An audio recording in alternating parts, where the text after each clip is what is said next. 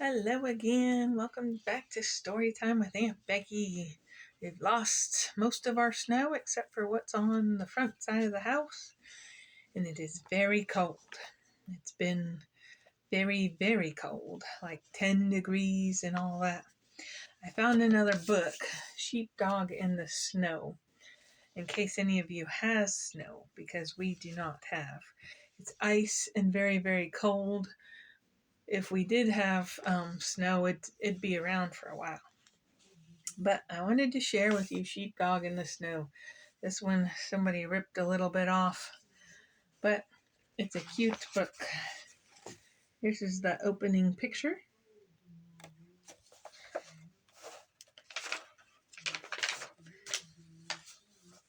There's a little flower and a winter picture.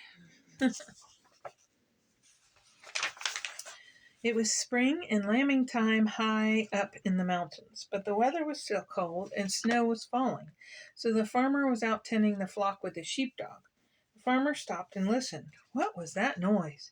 Sounded like a frightened bleating. Ahead he saw a tiny lamb, alone and hungry. My, you're a small one, the farmer said. Can't find your mother, eh? Well, you'll just have to come home with me. Here he is all by himself, and the farmer with the rest of the flock.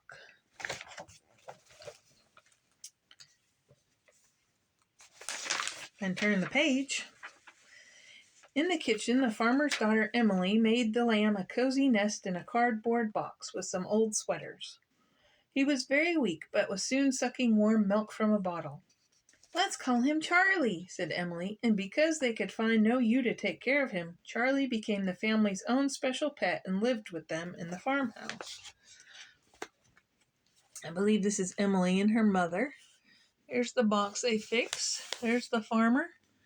The sheepdog's in there too. That's his box with wood for his fireplace, for his stove. The farmer's sheepdog was named Tess, and as soon as Charlie was able to skip and frisk around the farmyard, Tess was there to keep an eye on him. She made sure he did not stray too far and led him home at feeding time. And when Charlie was too old for the milk bottle, Tess showed him the best pastures to graze in. She's being a good mama to him, isn't she? A friend, a companion. She's taking him home and showing him the grasslands. Charlie grew quickly. Soon he was too big for the box in the kitchen, so he slept outside in Tess's doghouse. It was a tight squeeze, but Tess and Charlie didn't mind, for they were friends and kept each other warm. There's the little picture and the big picture. Aren't they cute, all snuggled up together? It's nice of the dog to share her doghouse with the little lamb. They played together when Tess was not working. The farmer would throw a ball and watch them both chase it. Of course, Tess was faster than Charlie, but often she would let the lamb win. Sometimes I wonder if Charlie is turning into a dog, Emily's mother said one day as the family watched him play. And they're watching the chickens getting out of the way. They're playing with the ball. There's Tess. She's letting Charlie get the ball, a colored ball there. Charlie even had his own collar and leash. When Emily's mother went into town, Tess and Charlie would go along too. People would laugh and point at as Charlie trotted ahead, often carrying a newspaper in his mouth. He's got a collar just like Tess. Sure enough, he's got a newspaper in his mouth. The daddy and a little boy, there's a mom and a little girl laughing as they've got the little lamb on a leash. All too soon, Charlie grew too big for the doghouse. It was time for him to join the rest of the flock. He wasn't a lamb, he was a big sheep. Charlie missed his adopted family up on the mountainside, and Tess was lonely without her friend and whined every night by her doghouse. Never mind, old girl, soothed the farmer. We'll see Charlie soon enough when we move the flock to the next pasture. There's Charlie saying bye to Tess. They're holding her back on her collar. There she is howling because she's missing Charlie. But that was when the trouble started. Remember to move the sheep? As soon as the farmer and Tess began to herd the sheep to a new field, Charlie wanted to go round up the flock too. Charlie, go back with the other sheep, laughed the farmer. But Charlie was determined to help Tess, and the farmer had to push him back into the flock again. This went on all summer because Charlie thought he was a sheepdog. Oh, the farmer's got his hand on his head. He doesn't understand. Here's Charlie and Tess, and he's trying to tell the other sheep what to do. You think the other sheep wonder what's going on? Summer turned to autumn, and then it was nearly winter again. One day the sky was filled with clouds the color of slate. Charlie sniffed the air. It reminded him of a long time ago when he was lost and alone. It grew colder and colder, and the wind began to blow. The sheep huddled together, but there was little shelter. Then it began to snow. He's out there looking. See how gray the sky is? There he is. He's still got his collar on. He's looking up. He's got the instincts of a sheepdog now, right? Charlie bowed anxiously. Snowflakes began to settle on his fleece. Where was Tess? Where was the farmer? If they didn't come soon, snow would bury the whole flock. There he is. Almost couldn't see him in the white. I think the farmer's house is way down there. There's a birdie in there flying around. The snow piled up quickly, and some of the weaker sheep could barely walk through the drifts. If they didn't move into the valley quickly, it would be too late. There's Charlie. And there's the flock. You know what Charlie's going to do, don't you? Charlie knew just what to do. He ran ahead of the flock, bawling loudly. He turned back and butted the other sheep, pulling at their woolly coats with his teeth. He raced backward and forward until finally the flock began to move down the mountainside toward shelter. Think that bird's helping him? Yeah, there's Charlie. And he's moving them on. He's a rounding up. He's a sheep rounder.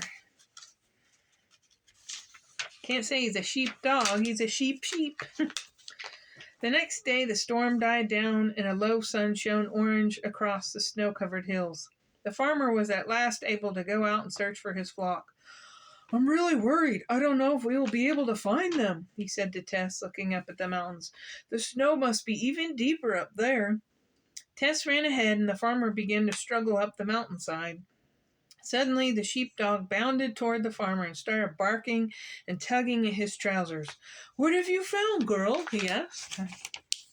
There's some foxes in the snow. There's the sun, and there's Tess. You know what she's going to say. I know where the sheep are. Tess led the farmer back into the valley along a narrow trail. At the end of the path, the farmer stopped, amazed. His whole flock was safely gathered there in a sheltered hollow. Charlie, this must have been you, the farmer said. You saved the whole flock from the snowstorm. You really are a sheepdog after all. Woof, Tess agreed. Bah, said Charlie proudly. He's got him in a sheltered place. Tess is giving him a congratulatory lick on his face. And there's the end picture. Charlie and Tess. Sheepdog in the snow. That's a cute one. I hope you've enjoyed this book, and I hope you are staying warm because it's very cold. Even if we don't have snow, it is very cold outside. The high was 23 where we are today. And it's supposed to be like 9 tonight, I believe. And not supposed to get above 10 tomorrow. So before 10 o'clock. It's supposed to be below 0 until 10. So stay very warm inside because it is cold outside. It is not good weather to go outside. You're going to have to use lots of lotion for your hands because this is a good time for them to get really dry and cracked. I put lotion on usually at night, every night, most of the time. And I use my chapstick, of course, because your lips can get chapped. When the wind is blowing, it'll dry your skin out. So even if you take a shower, your skin will still be dry. So you take care of yourself and don't go outside unless you really have to. Even with the sun shining today, it was very, very cold outside. And when the wind blows, it's even colder. So you stay warm, enjoy the snow, and don't enjoy the cold because it is very cold. It's a dangerous, unhealthy kind of cold. So if you can stay inside, do it. Drinking some hot drinks, hot tea, hot cocoa, whatever you've got, and some soup or something to keep your insides warm as well as the outside. So I will see you in another video. Thank you for joining me. We'll see you next time. Bye.